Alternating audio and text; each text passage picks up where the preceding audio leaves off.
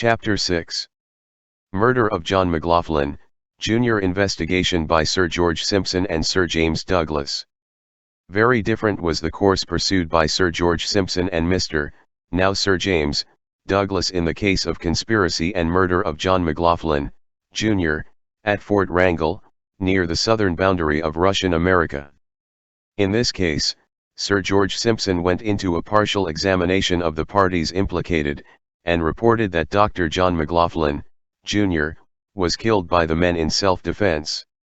This report, from the known hostility of Sir George to the father and son, was not satisfactory, and Esquire Douglas was dispatched to Fort Wrangell, and procured the following testimony, which, in justice to the murdered man and the now deceased father, we will quote as copied from the original documents by Reverend G. Hines. Pierre Conaquasi, one of the men employed in the establishment at the time of the murder, and in whose testimony the gentlemen of the company place the utmost reliance, gives the following narrative, in answer to questions proposed by James Douglas, Esq., the magistrate that examined him. Where were you on the night of the murder of the late Mr. John McLaughlin? I was in my room, in the lower part of the main house, where I lived with George Heron, in an apartment in the lower story, immediately under the kitchen. My door opened into the passage which led to the apartment of Mr. John McLaughlin in the second story. What occurred on the night of the murder? I will tell you the whole story, to the best of my recollection. A few days preceding the murder, 5 Indians from Taco, with letters from Dr. Kennedy, arrived at the fort about midnight. The watchman, hearing the knocking, called Mr. John. When he got up, he mustered a few hands to defend the gates, in case of any treacherous attack from the Indians, whom they did not, as yet, know. They were then admitted into the fort, delivered up their arms, according to custom, and were lodged in a small room in the lower story of the main house. A day or two after this, he beat, and put one of these Indians, a native of Nop, in irons, as Peter was told, for having committed some theft in Taco. About 8 o'clock of the evening of the 20th of April, Mr. John gave liquor to the Indians, and made them drunk, after which he called the white men, viz., Laperty, Purpy, Lolaire, Heru, Bellinger, Simon, Fleury, McPherson, Smith, and Antoine Kawanope. During this time, Peter was in his own, which was the adjoining room, lying awake in bed, and overheard all that passed. He heard Mr. John say to McPherson, "Peter is not among us." "Where is he?" McPherson replied, that he was in bed, and he was sent for him by Mr. John. Peter, in consequence, went into the room, and saw all the men seated in a ring, on the floor, around a number of bottles standing within the ring, and the Indians lying dead drunk on another part of the floor. Mr. John himself was standing outside of the ring, and McPherson placed himself on the opposite side of the ring. Neither of them appeared to be partaking of the festivities of the evening, but were looking on, and forcing the people to drink. Antoine Kawanope was seated on his bed, apart from the other men, perfectly sober, as he told Peter afterward. Mr. John had ordered him not to drink, observing, "You are not to drink at this time, as I am going to die tonight, and you will help me in what I am going to do." On entering the room, Mr. John told Peter to sit down with the other people, and ordered his servant, Fleury, to give him a good dram, which he did, in a tin pan. Peter could not drink the whole, and was threatened by Mr. John with violence if he did not finish it. He succeeded in emptying the pan, by allowing the liquor to run into the bosom of his shirt. Mr. John, in doing this, did not appear to be angry, but in a half-playful mood. Peter remained there about a quarter of an hour, during which time he was careful not to drink too much, as a few hours previously Antoine had called at his room and said, "My uncle, take care of yourself tonight, the master is going to die." Peter said, "Who is going to kill him?" and Antoine said, "The Blumen, meaning the Canucks, are going to kill him." This, Peter thought, was likely to be the case, as the men, some time before Christmas preceding, had agreed among themselves to murder him, and had signed a paper, which Macpherson drew up, to that effect. Every one of the men of the place agreed to the commission of this deed, Smith and Heron as well as the others. Peter's name was signed by Macpherson, and he attested it by his cross. This paper was signed in Urban's house, where the men severally repaired by stealth for the purpose, as Mr. John kept so vigilant a watch upon them, that they were afraid he might suspect their intentions if they were there in a body. The same impression made him also remark, in a low tone of voice, to Leperty, on his first entering the room, when he observed Mr. John forcing the people to drink, "I really believe our master feels his end near, as he never used to act in this manner." As above mentioned, after Peter had been about 15 minutes in the room where the men were drinking, Mr. John retired, followed by Antoine. Mr. John had not on that occasion drank anything with the men, neither did he, Peter, ever see him, at any time preceding, drink in their company. He, however, supposed that he must have taken something in his own room, as he appeared flushed and excited, but not sufficiently so as to render his gait in the least unsteady. Macpherson also did not taste anything in the room. As soon as Mr. John was gone, Peter also left the room, and went to bed in his own room. Peter was informed by Antoine that Mr. John, on leaving the room where the men were drinking, went upstairs to his own apartment, and he heard him say to his wife, "I am going to die tonight." And he and his wife both began to cry. Mr. John soon rallied, and observed, "Very well, if I die, I must fall like a man." He then told Antoine to load his rifles and pistols, and ordered him also to arm himself with his own gun. He and Antoine then went out, and Peter thinks he heard the report of more than 15 shots. Antoine afterward told Peter that Mr. John fired at Leperty, but missed him, and afterward ordered Antoine to fire at Leperty. Antoine refused to do so, until his own life was threatened by Mr. John, when he fired in the direction, without aiming at Leperty. He also told the Canucks to kill the Canadians, and it was in part they who fired the shots that he, Peter, had heard. Peter then got up and placed himself behind his door, and saw Mr. John come in and go upstairs with Antoine, when he took the opportunity of going out, armed with his gun and a stout bludgeon, and found the men standing here and there on the gallery watching an opportunity to shoot Mr. John. Leperty's position on the gallery was fronting the door of the main house, toward which he had his gun pointed. When Peter saw him, he was on his knees, the small end of the gun resting on the top rail of the gallery, in readiness to fire. Leperty exclaimed, on seeing Peter, "I must kill him now, as he has fired 2 shots at me." Peter objected to this, and proposed to take and tie him. Nobody answered him. At that moment, Smith came up to Leperty and told him to hide himself or he would certainly be killed. Leperty said, "Where can I hide myself?"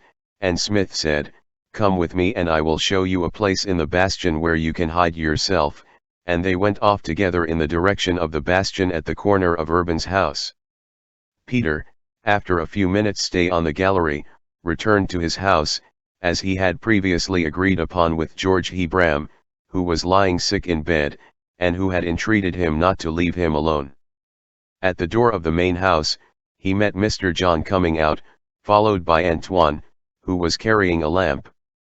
Mr. John said to Peter, "Have you seen Leperty?" Peter answered, "No, I have not seen him," and then Mr. John said, "Have you seen Urban?" And Peter again answered that he had not. The minute before this, as he, Peter, was returning from the gallery, he had seen Urban standing at the corner of the main house, next to Urban's own dwelling, in company with Simon. Urban said, "I don't know what to do, I have no gun, and do not know where to hide myself." Simon said, "I have a gun, if he comes I will shoot him, and will be safe." Mr. John, after Peter passed him, said to Antoine, "Make haste, and come with the lamp," and proceeded with a firm step to Urban's house, as Peter, who continued watching at the door, saw. After he saw them go to Urban's house, He proceeded toward his own room, and he and Antoine called out, "Fire, fire!" The report of several shots, probably 5, immediately followed, and he heard Antoine exclaiming, "Stop, stop, stop! He is dead now." Antoine afterward related to Peter, that on reaching Urban's house, Mr. John ordered him to go round by one corner, while he went round by the other, directing Antoine to shoot any of the Canadians he might meet. Mr. John then proceeded in a stooping position, looking very intently before him, when a shot was fired from the corner of the house toward which he was going, which caused his death, the ball having entered at the upper part of the breastbone, a little below the gullet, and come out a little below the shoulder, having broken the spine in its passage. Peter was also told by one of the Canucks, that as soon as Mr. John fell, Urban sprung forward from the corner of the house within a few paces of the body, and put his foot savagely on his neck, as if to complete the act, should the ball have failed in causing death. The Canucks immediately asked Urban who had killed the master. Urban replied, "It is none of your business who has killed him." Peter, who during this time had removed to his house, seeing Heron go out without his gun, went out round the body, and said, "My friend, we have now done what we long intended to do, let us now carry the body back to the house." Urban, Laperty, Bellinger, and other white men who were present replied, "When we kill a dog, we let him lie where we kill him." And Antoine told him they had previously given him the same reply to a similar proposition from him. Peter then approached the body, and, with one hand under the neck, raised the head and trunk, when a deep expiration followed, which was the last sign of animation. He had previously perceived no signs of life, nor did he hear anyone say that any appeared after the deceased fell. The white men being unwilling to assist him, he carried the body, with the aid of the Canucks, into the main house, where he had it stripped, washed clean, decently dressed, and laid out. In doing so he received no help from any but the Canucks. The wounds made by the balls were very large, both openings being circular, and severally 3 inches in diameter. The body bled profusely, there being a deep pool of blood found around it, which was washed away afterward by the Canucks. Peter never heard that he spoke or moved after he fell. There was a perpendicular cut on the forehead, skin deep, in a line with the nose, which Peter thinks was caused by his falling on the barrel of his rifle, though Urban said that he had received it from an Indian with his dog. It was, as Peter supposes, about 11 o'clock p.m., when he had done washing and laying out the body. The watches had not then been changed, therefore he thinks it could not be midnight. The people continued coming and going during the night, to see the body, and Peter proposed praying over the body, as is customary in Canada, but they objected, saying they did not wish to pray for him. He did sit up with the body all night, having soon after gone, first to Urban's and then to Lolaire's house, who each gave him a dram, which he took, saying, "There is no need of drinking now, they might drink their fill now." He soon afterward went to bed. He inquired of Martineau, who also lived in the same room, if he had fired at the deceased. He replied, that he had fired twice. He then asked him if it was he that had killed him, and he said, "I do not know if it was me or not." He, Peter, put the same question to several of the other men whom he saw afterward. They all said that they had not shot him, and Martineau afterward said that he had not directed his gun at him, but had fired in the air. The following morning he asked Antoine Kawanope if he knew who had killed the deceased. He replied, "I know who killed him, but I am not going to tell you, or anyone else. When the governor comes, I will tell him." He asked Antoine why he would not tell. He said he was afraid it might cause more quarrels, and lead to other murders. He then advised Antoine not to conceal it from him, as he would tell no one. Antoine then said, he thought it was Urban who had done the deed. Peter observed that Urban had no gun. Antoine replied, "I think it was Urban, because as soon as the deceased fell, Urban rushed out from his lurking place at the corner of the house, where, I was informed by the people, he always kept his gun secreted, with the intention of shooting the deceased.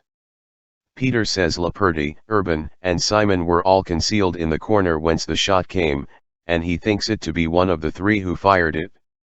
Urban always denied having committed the murder, and said, "I am going to the Russian fort for trial, and will be either banished or hung. I will let the thing go to the end, and will then inform upon the murderers." Simon always said that he was never in the corner from whence the shot was fired, and knew nothing about the matter, but Peter thinks that he must have been there, as he saw him, as before related, at the corner of the main house, when he promised to protect Urban, and from the situation of the fort, he must have passed that spot with Urban, as there was no other passage from the place where they had been standing. Laperty also said he never fired at all. When Peter, as before related, went upon the gallery after the first firing had ceased, while Mr. John and Antoine had gone into the house, he saw all the men on the gallery except Perpy, Lolaire, and Macpherson, and he asked each of them, respectively, if they were going to shoot the master that night, and they all answered, as well as himself, they would do so at the first chance, except Pehow, a Canuck, who would not consent to the murder. Smith was then without a gun. Before the Christmas preceding, Peter put the question to Smith, how he should like to see him kill Mr. John. He replied, "I should like it very well, I would have no objection, because his conduct is so very bad that he can never expect to be protected by the company." Peter Monifree says that Mr. John appeared to be aware of the plot formed by the men against his life, as he supposes, through the information of Fleury, his servant, who was aware of everything that passed among them. Mr. John had often said to the men, "Kill me, if you can. If you kill me, you will not kill a woman, you will kill a man." And he kept Antoine as a sentinel to watch his room. One evening George Heron proposed taking his life, and said if he could find a man to go with him, he would be the first to shoot him. Peter refused to go, and Heron watched a great part of the night in the passage leading to Mr. John's room, holding his gun pointed toward its door, with the object of shooting Mr. John if he appeared, as he usually did at night when going to visit the watchman, but he did not go out that night, or Peter thinks that he would have been shot by Heron. The following morning Peter asked Antoine if he would defend Mr. John were he attacked by the people. Antoine said he would not, and would be the first man to seize or shoot him, should any attempt be made against his life or liberty. He put the same question to Macpherson, but Macpherson said, "No, do not kill him till the governor comes, by, and then we shall have redress."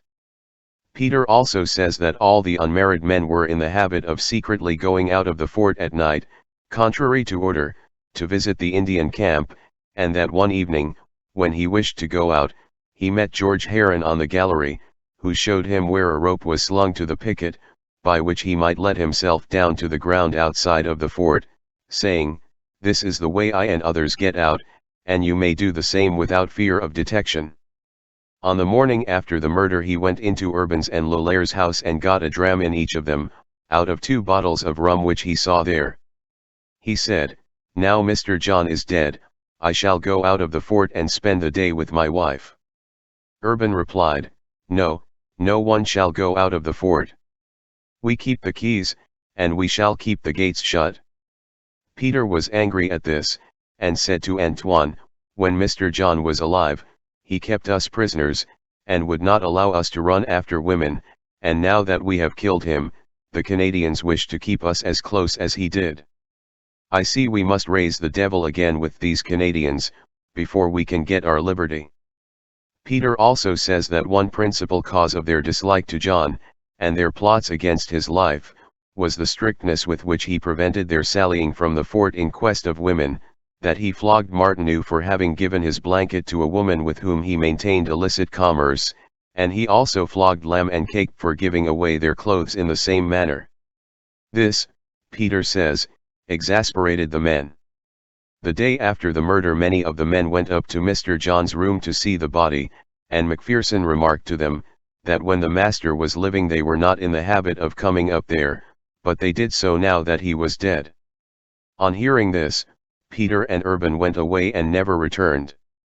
On their way to their own house, they met Perpy and Bellinger. Urban told them what Macpherson had said, and in a threatening manner said, "Macpherson is getting as proud as the other, and will be telling tales about us. We will not murder him, but we will give him a sound thrashing." And Peter says that he soon after went to Smith and told him to put Macpherson on his guard, as the Canadians intended to attack him. Smith asked Peter what he would do, now the master was dead, and Peter said he would obey Macpherson's orders. Smith replied, "That is good, Peter. If we do not do so, we shall lose all our wages." All the Canadians, and, he thinks, Simon, continued drinking the whole of the day following the murder. The other men of the fort did not drink. He thinks it was the remains of the liquor they had been drinking the preceding night. Peter also says that, for a month previous to the murder, Urban, Laperty, and Simon were in the habit of getting drunk every night on rum purchased from the Indians. Peter told them to take care of themselves, because Mr. John would be angry if he knew it. Mr. John took no notice of their conduct, because, as Peter thinks, he knew of the plot against his life, and felt intimidated. He also says that Laperty was excited against Mr. John on account of a suspected intrigue which he carried on with his wife. The night following the murder, they all went to bed quietly. The next day all was also quiet, and all work suspended, except watching the Indians, which they did very closely, as they were afraid they might be induced to attack the fort, on learning that the master was no more. They continued watching, turnabout. The second day a coffin was made, and the corpse removed from the main house to the bath, when Macpherson gave the men a dram. The third day the corpse was buried and the men had another dram. He does not know whether the men asked for the dram, or whether Macpherson gave it of his own accord. The corpse was carried to the grave by Laperty, Perpy, Lolaire, and some Canucks, but Urban did not touch it, does not think it was through fear. Peter often heard Laperty say, "I wish the governor was here, to see what he would do." He also says there was no quarrel in the room where they were drinking on the night of the murder, but he thinks there might have been a quarrel after they left, as Perpy was put in irons after that time. He also says that the Canadians must have fixed on that night to murder him, and that Fleury told him so, which accounts for his apparent dejection of mind, and of his having shed tears in presence of his wife and Antoine, when he said, "I know that I am going to die this night." He also thinks this might have led to the outbreak, but of this he is not sure. It is a mere matter of opinion. Mr. John was a little in liquor, but knew perfectly well what he was about. He never saw him so far gone with liquor as not to be able to walk actively about, except on one occasion, the preceding Christmas Eve, when he appeared to walk unsteady, but nevertheless could mount the gallery. They only knew he had tasted liquor from the excitement and changed appearance of his countenance. He does not know who first suggested the idea of murdering Mr. John. Since the above disclosures were made, a few other facts have come to light, which, however, do not materially affect the character of these atrocities. Mr. John McLaughlin, Jr., was doubtless intemperate, reckless, and tyrannical, and often unnecessarily cruel in the punishments inflicted upon his men, but he was surrounded by a set of desperadoes, who, 4 months before the arrival of the night, during the darkness of which the fatal shot ushered him into the presence of his judge, had been seeking an opportunity to rob him of life. Some time before this event, he flogged Peter for the crime of stealing fish. Peter was exceedingly angry, and resolved upon the destruction of his master. At a time to suit his purpose, he went to the bastion, where were firearms, loaded to his hands, and rung the bell of alarm, with the intention of shooting Mr. McLaughlin when he should make his appearance. A man by the name of Pearce came out to see what was the matter, instead of the intended victim, when Peter fired, but missed him, the ball hitting a post near his head. For this offense, Peter was again seized, put in irons, and subsequently severely flogged, and liberated. Nearly all the men had been flogged from time to time, for various offenses, and all conspired against the life of their master. As might have been expected, when the case was examined by Sir George Simpson, the murderers attempted to cast all the odium upon Mr. McLaughlin, doubtless for the purpose of exculpating themselves, in which attempt they but too well succeeded, in the estimation of Sir George. Whether the persons who procured his death would be pronounced, by an intelligent jury, guilty of wilful murder, or whether, from the mitigating circumstances connected with these transactions, the verdict should assume a more modified form, is not for me to determine. But it cannot be denied by anyone, that the circumstances must be indeed extraordinary that will justify any man, or set of men, to cut short the probation of an immortal being, and usher him, with all his unrepented sins, into the presence of his God. This account illustrates English and Hudson's Bay Company's dealings with Indians, and their treatment of men and murderers, both among the Indians and their own people. We are forced to acknowledge that we cannot see the correctness of moral principle in Mr. Hines' conclusions. There was unquestionably a premeditated and willful murder committed by the men at that fort. We can understand the motives of Sir George Simpson and Mr. Douglas, in allowing those men to escape the penalty of their crime, from the amount of pecuniary interests involved, and the personal jealousy existing against Dr. McLaughlin and his sons, in the company's service. We know of jealousies existing between Mr. Simpson and John McLaughlin, Jr., on account of statements made in our presence at the breakfast table, that were only settled temporarily, while at Vancouver. These statements, and the placing of this young son of the doctor's at that post, we are satisfied had their influence in acquitting his murderers, if they did not in bringing about the murder, which to us appears plain in the testimony, and we so expressed our opinion, when the father requested us, while in his office, to examine a copy of those depositions. We have no hesitancy in saying, that we believe it to have been a malicious murder, and should have sent the perpetrators to the gallows. We have never